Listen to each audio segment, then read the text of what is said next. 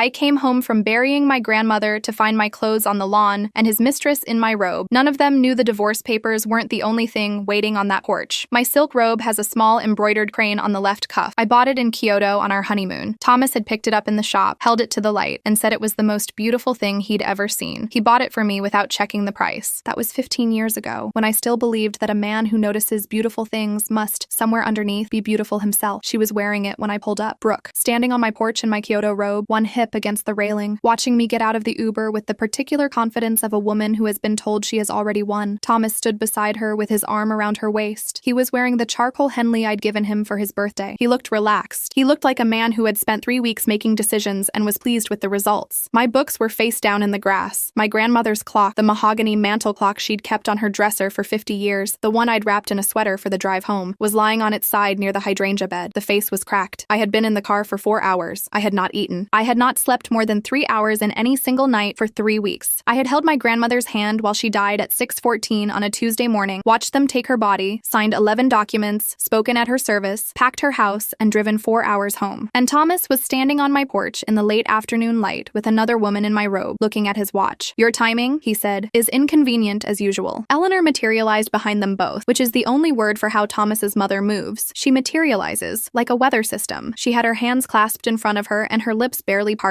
"A woman who abandons her husband for 3 weeks," she said, "has no right to call herself a wife." The neighbors. I could feel them behind curtains. I have always been able to feel that. Thomas looked at his watch again. "You have 30 minutes before I call the police." My phone buzzed in my coat pocket. I knew who it was. I bent down and picked up my grandmother's clock. Part 2. The finance degree. Let me tell you about the woman Thomas married. I have a degree in finance from Georgetown. Graduated 3rd in my class. I spent 2 years at a consulting firm in DC before I met Thomas at a conference. He was presenting on reconstructive surgery. I was there doing due diligence on a medical technology acquisition. He was brilliant and certain and laughed at my jokes in a way that made me feel, for the first time in my life, that my intelligence was an asset rather than an inconvenience to the men around me. We married 18 months later. I left the firm because Thomas's schedule was brutal and someone had to manage the architecture of a life, and because he asked me to, and I loved him, and I was 31 and I believed that love was sufficient evidence for most decisions. That was my first error. Not loving him, stopping everything else in order to. Thomas became one of the most respected reconstructive surgeons in the state. 7-figure income, hospital board positions, his name on a research foundation. He had the particular social fluency of men who have been told since boyhood that their talent exempts them from ordinary accountability. Warm in public, controlled at home, and surrounded by people whose careers depended on his good opinion. I managed our household, our investments, our social calendar, and, without either of us ever naming it, his image. I was good at it. I am good at most things I apply myself to. Thomas knew this and found it useful, which is a different thing from finding it admirable. I found the text 4 years ago. "Can't wait to feel your hands on me again." It came in at 11:23 p.m. on a Wednesday while Thomas was in the shower. His phone was on the kitchen counter. The name in the contact was a set of initials I didn't recognize. I set the phone back down exactly as I'd found it. I stood at the kitchen sink for a while. Then I called Sophia Marchetti. Sophia is a family law attorney with 22 years of practice, a reputation in 3 states, and the particular quality of stillness that very good attorneys develop, the kind that makes you feel, when you sit across from her, that the room itself has taken your side. Her assistant put me through at 7 a.m. the next morning. By 8:15, I was sitting in her office with a cup of coffee I wasn't drinking, telling her what I'd found. "Has he given you any indication this has happened before?" she asked. I thought about it. "He called me paranoid once," I said, "when I asked about a hotel charge." "How long ago?" 2 years. Sophia made a note. "All right," she said. "Here's what we're going to do." That was the last mistake Thomas ever knew about. Part 3. The architecture of leaving. I want to be clear about something. I did not make any of the decisions that followed in anger. Anger is a fire, and fires are useful for clearing ground but destructive if you need to build something on it. What I felt, in those first days after the text message, was something colder and more precise, a kind of crystallization, the way water becomes ice, same substance, entirely different structural properties. I became very still, very methodical, very patient. While Thomas monitored my grocery receipts, he had always done this, framed as household budgeting, which I had always understood as control. I was photographing financial documents, his personal brokerage statements, transfer records, the incorporation paperwork for 3 LLCs whose existence he had never mentioned. While he managed our joint accounts with the particular confidence of a man who has never imagined being checked, I was working with Daniel Firth. Daniel is a forensic accountant, 15 years with the IRS Criminal Investigation Division before he went private. He is 63 years old, methodical in the way that institutions make people methodical, and he has the organizational habits of someone who has spent decades building cases that have to survive courtrooms. He charged $375 an hour and was worth considerably more than that. Together, over 18 months, we mapped it. An offshore account in the Cayman Islands, $4.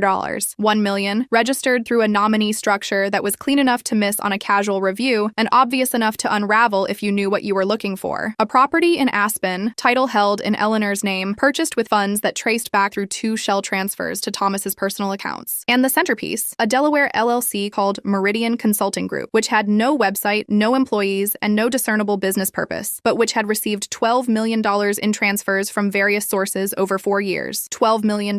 Thomas, if you asked him, had no significant assets beyond the house, our investment portfolio, and his retirement accounts. He had told me this. He had told his accountant this. He had, as I later discovered, told the hospital's financial disclosure committee this as well. My finance degree, as it turned out, was still very much intact. In the 3rd year of what I had privately come to think of as the project, I bought a house. Cash purchase, 30 minutes from ours, title held by an LLC Sophia had helped me structure. I furnished it over 8 months, slowly, carefully, moving things from our house 1 carload at a time. I told Thomas I was donating old furniture to a women's shelter. Good for appearances, he said, without looking up from his phone. I planted a garden, installed a SimpliSafe security system with cameras at all 4 exterior angles. I transferred my most important documents there in a waterproof box. I set up a separate bank account, built a reserve, and made the house into the life I intended to live when all of this was finished. Then I waited for Thomas to make the first move. He made it while I was in another state, holding my grandmother's hand. Part 4. 30 minutes. I have thought about the porch scene many times since. What Thomas expected, I think, was tears, or argument, or the particular frozen devastation of a woman who has had the floor removed without warning and hasn't found her footing yet. He expected to be in control of the narrative, which he had always been, because I had always, until 4 years ago, allowed it. He did not expect me to bend down and pick up my grandmother's clock with steady hands. He did not expect me to check my phone and read Sophia's message. Joint accounts emptied 20 minutes ago. $347K transferred to his private account. Everything is triggered. And feel not panic, but something close to relief. The way you feel when the storm you've been watching build finally arrives. He did not expect me to walk calmly around the lawn, picking up my things, while he watched from the porch with Brooke in my robe and Eleanor behind them, both like a second shadow. I found my grandmother's copy of Middlemarch near the azalea bush. I had placed Thomas's divorce papers inside it 3 days earlier, before I left for the hospital. Sophia had couriered them to my grandmother's house when we knew the end was close, and I'd carried them home inside the novel because I didn't want them in my bag, where I might feel their weight every time I reached for my phone. I took the papers out, put them in my purse, put the book under my arm. I have everything I came for, I said. Thomas smiled, the particular smile of a man who believes he is watching someone lose. I turned back once at the Uber. You might want to check your hospital email, I said. The board sent something interesting this morning, something about a billing audit. The smile didn't disappear. It cracked, just slightly, just enough. I got in the car. Part 5. The machine starts. I moved into my house that night. The garden was further along than I'd expected. The tomatoes had climbed their cages while I was away, and there were marigolds along the south border that had opened gold and orange in the September light. I stood at the kitchen window for a while looking at them. I hadn't eaten since a gas station sandwich somewhere around New Haven. I made scrambled eggs and ate them standing at the counter with the security system panel glowing green in the corner. Sophia filed the emergency motions the next morning. The motions cited the $347,000 transfer, which Thomas had executed the moment he changed the locks, believing he was acting from a position of total control, as evidence of dissipation of marital assets. Judge Patricia Holbrook, 12 years on the family court bench, signed the freeze order by 11 a.m. Every account Thomas had disclosed, and several he hadn't, was frozen pending discovery. Daniel Firth's full forensic report was filed as Exhibit C, $12 million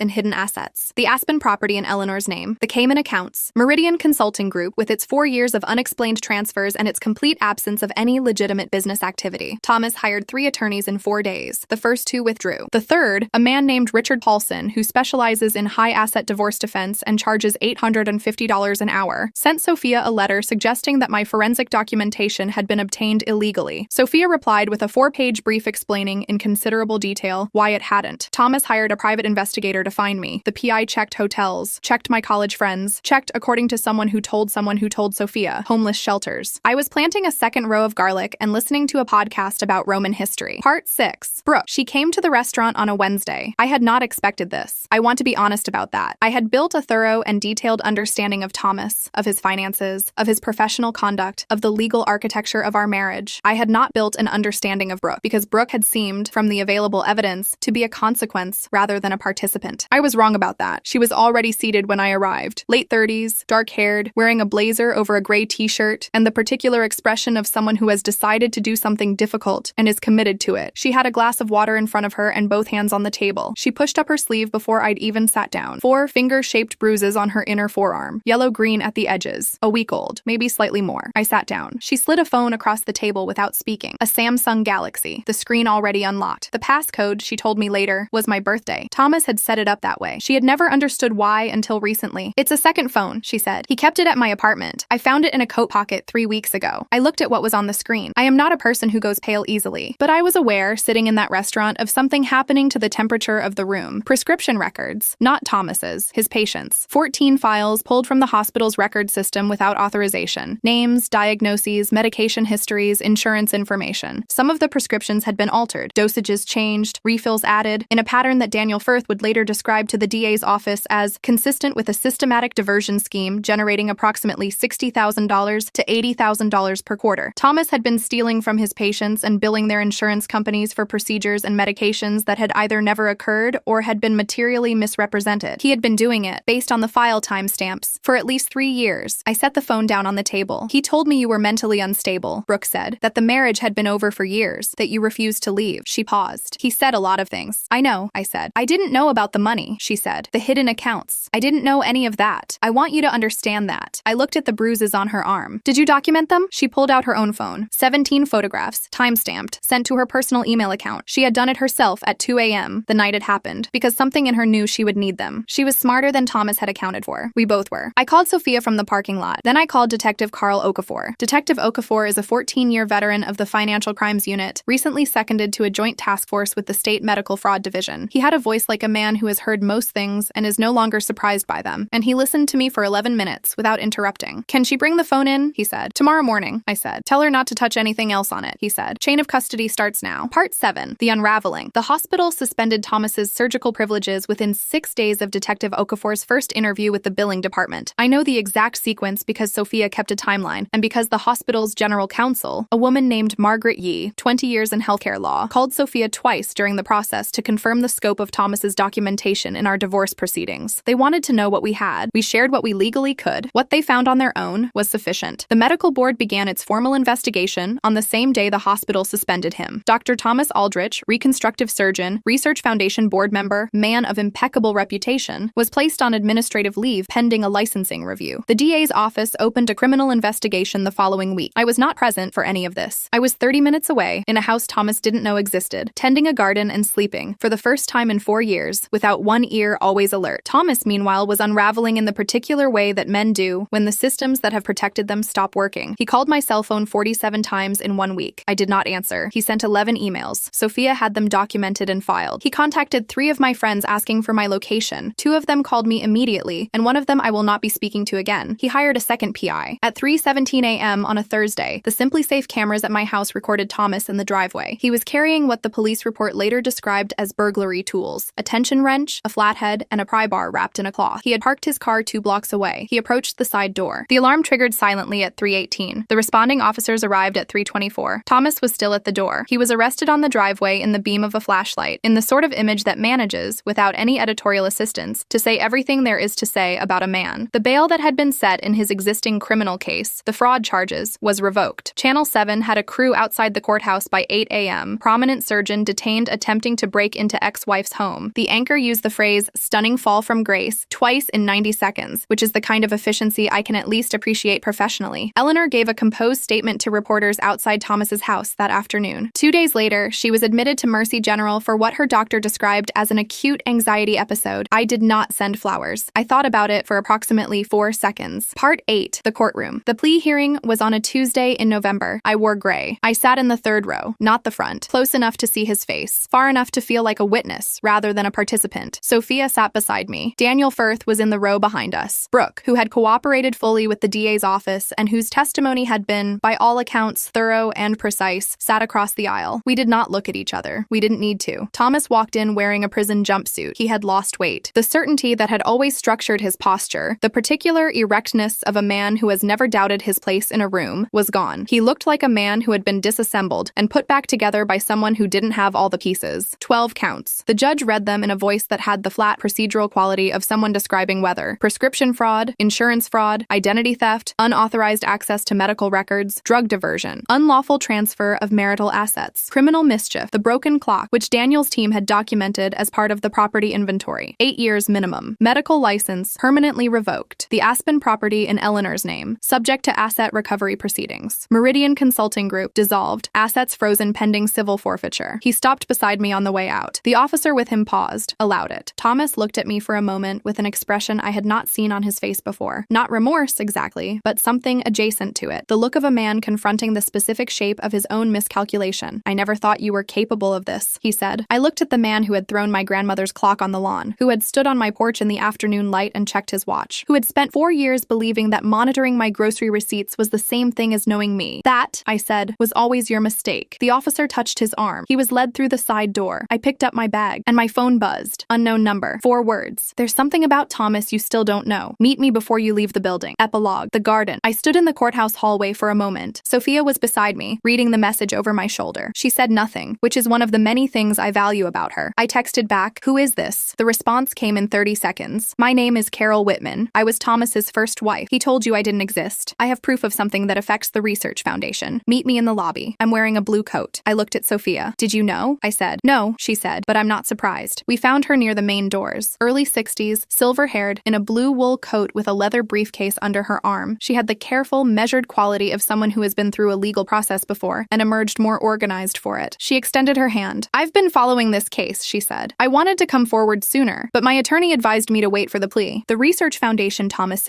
sat on, has been misappropriating grant funds for 2 years. I have documentation. I tried to report it 18 months ago and was told I had no standing." She opened her briefcase. "I think I have standing now." I looked at the documents she handed me. Then I handed them to Sophia. Then I thanked Carol Whitman, whose name Thomas had apparently erased from his own history as cleanly and completely as he'd tried to erase mine, and whose existence he had never once mentioned in 15 years of marriage. "How long were you married?" I asked. 4 years, she said. "He told me I was paranoid too." We stood in the courthouse lobby while the light came through the tall windows and the building went on around us with its ordinary business of consequences and records and the slow machinery of accountability. Then I went home. The garlic had come up while I wasn't watching. 2 neat rows of green shoots along the south border, pushing up through the November soil with the unreasonable optimism that growing things always seem to have. I crouched down and checked the depth. Good, strong. I have learned to grow things in poor conditions. Thomas is in a minimum security facility in the northern part of the state. His attorneys are still working through the asset recovery proceedings. The research foundation is under federal investigation. Eleanor has moved to Scottsdale to live with her sister and has, as far as I know, not spoken to the press again. Brooke got a restraining order and a civil settlement. She moved to Portland and, the last I heard, is working as a hospital administrator. She sent me a card at Christmas, a simple one, just her name and 3 words underneath. "Thank you, truly." I kept it on my kitchen windowsill all winter, next to my grandmother's clock, which a watchmaker in town repaired for $140. The face is still slightly cracked along the lower left corner where it hit the ground. I left it that way. I thought about repairing it completely. But there's something about visible damage on a thing that keeps working that I find more honest than a perfect surface. My grandmother would have understood that. She kept a teapot with a repaired handle for 40 years. And when you asked her about it, she'd say, "It holds the same amount of tea either way. It holds the same amount of tea either way." I go out to the garden most mornings, early, before the light is fully up. I check what's growing, what needs water, what the overnight temperature did to the tender things. I am building a life Thomas had no part in designing. It is, by every measure I know how to apply, exactly what I intended.